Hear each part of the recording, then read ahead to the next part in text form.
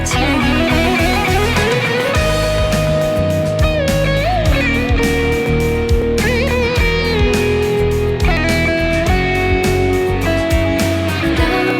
আমায় বলে কোন গোপনে রাখা মেঘে ঢাকা।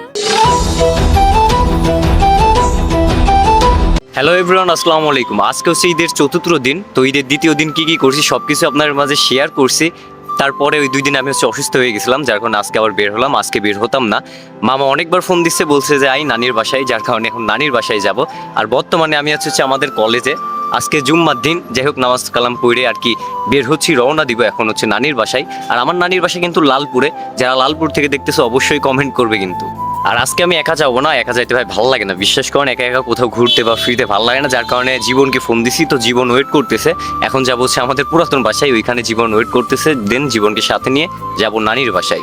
পরে গরিপুর স্কুল অ্যান্ড কলেজের মাঠ থেকে সোজা গুটি গুটি পায়ে রওনা দিয়েছিলাম আমাদের পুরাতন বাসায়, কারণ আমাদের পুরাতন বাসায় যাইতে মাত্র হাইটে 2 মিনিট সময় লাগে, যার কারণে হাইটে যাচ্ছিলাম। আর ওই যে দেখা যাচ্ছে মসজিদ, তারপরেই হচ্ছে আমাদের পুরাতন বাসা। তো যাই হোক চলে আসছি পুরাতন বাসায়, আর পেছনেই ওইখানে আর কি জীবন দাঁড়ায় আছে। তো এর আগের ঈদে, মানে এর আগের কুরবানি ঈদে প্রচন্ড আকারে বৃষ্টি হয়েছে, কিন্তু এবার দেখেন বৃষ্টির কোনো সিনে নেই, আর প্রচুর পরিমাণে রোদ। আর রোদের অবস্থা পুরাই খারাপ। এখন বাজে হচ্ছে 2:40। তো যাইতে যাইতে আর কি 3টা বাজে যাবে।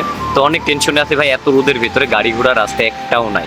বাসার সামনে 15-20 মিনিট ওয়েট করার পরে ফাইনালি একটা ভ্যান পেয়ে যায়। তারপরে কোনো উপায় না পেয়ে আমি আর জীবন উঠে পড়ে এই ভ্যানে এখন রওনা দিছে লালপুরের উদ্দেশ্যে।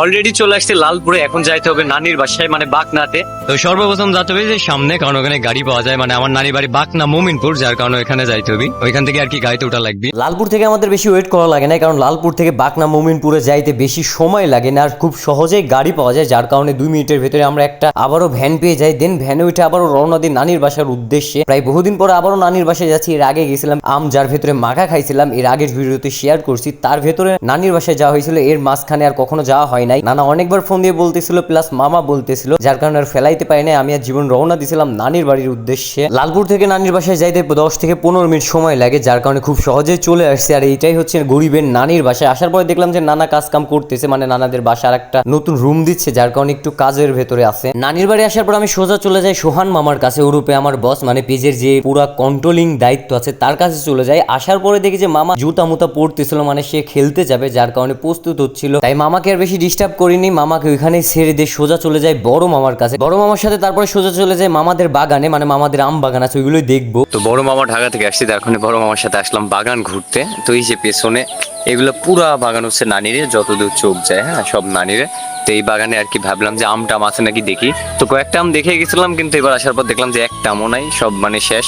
যেহেতু মামার সাথে দেখা করতে আসছি, একটু সময় দিতে আসছি, যার কারণে বেশি বাগান ঘোরাঘুরি করি নাই। আগে মামাকে সময় দিব, তারপরে যাবো বাগান ঘুরতে। তারপরে আমি আর মামা বসে থেকে গল্প টল্প করতেছিলাম, অনেক কিছু আলাপ টালাপ করতেছিলাম। এমনকি মামা আমার থেকে কিছু পরামর্শ নিচ্ছিল, মানে মামাও নতুন একটা পেজ খুলবে, মামাও ভিডিও বানাবে। তো সেগুলোই দেখতেছিল, কেমন কোয়ালিটির ভিডিও বানাবে, কি ভিডিও বানাবে। তো আমি যতটুকু পারি মামাকে একটু দেখায় মেখায় দেখতেছিলাম কিভাবে এডিট করবেন না করবেন, আর কি এই ছোট মানুষের যতটুকু জ্ঞান ছিল ততটুকু দেওয়ার চেষ্টা করছি মামাকে।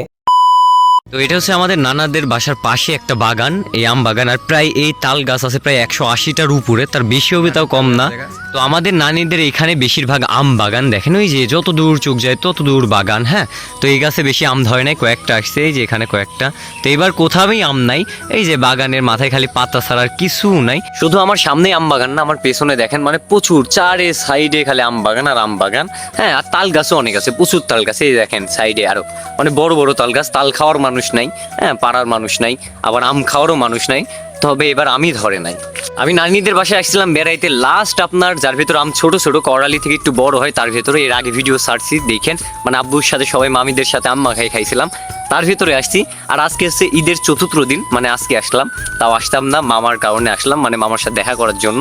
তামান বাগান ঘুরে একটা আমও পাই নাই, যার কারণে একটা হাইসি নিয়ে সোজা চলে যায় নানাদের কাঁঠাল বাগানে। মানে কিছু কাঁঠাল আছে, তো ভাবলাম যে বাসায় যাব, খালি হাতে যাব না, আজকে কাঁঠাল নিয়ে যাব। যার কারণে আমি সোজা উঠে পড়ি গাছে, বাইসে বুঝে একটা পুক্ত দেখে কাঁঠাল পারি, কারণ বাসায় গিয়ে এটা দিয়ে তরকারি খাওয়া হবে। যার কারণে একটা কাঁঠাল পাইরে নানির হাতে ধরাই দিই। কাঁঠালটা অনেকটাই ভারী ছিল, এক হাত দিয়ে ধরে রাখতে পারছিলাম না, তারপরেও এক হাত দিয়ে ধরছিলাম আর ভিডিও করতেছিলাম আপনাদের দেখানোর জন্য। কাঁঠাল পাড়া শেষ করে আর 1 মিনিটও নানির বাসায় দাঁড়াই নাই, আবার রওনা দিছিলাম বাড়ির দিকে। কিন্তু লালপুর আসার পর দেখলাম যে অনেক ভিড়, মানে প্রচুর ভিড়, ঠেলে লড়ানো যাচ্ছিল। তো বর্তমানে হচ্ছে লালপুরে, মানে এখন বাজে 6টা 6, মানে সন্ধ্যা লাগে গেছে, কিন্তু লালপুরে যে এত ভিড় মানে এই পর্যন্ত আমি দেখি নাই, আজকেই দেখতেছি। মানে এত মানে সন্ধ্যার দিকেও এত ভিড় থাকে, আমি বলে বোঝাতে পারবো না, আমি দেখাইতেছি। এই যে অবস্থা, প্রায় 10-15 মিনিট ধরে এরকম একটা ভিড়, মানে ভিড়ের পরিস্থিতি, যার কারণে আমরা গাড়ি থেকে নেমে গেছি, মানে প্রচুর ভিড়। তো আজকের ভিডিওটা মেনলি এই পর্যন্তই ছিল। ভালো লাগলে লাইক কমেন্ট শেয়ার করবেন। দেখা হচ্ছে কোনো এক নতুন ভিডিওতে। সে পর্যন্ত সবাই ভালো থাকবেন, সুস্থ থাকবেন, নিজের খেয়াল রাখবেন। আল্লাহ হাফেজ।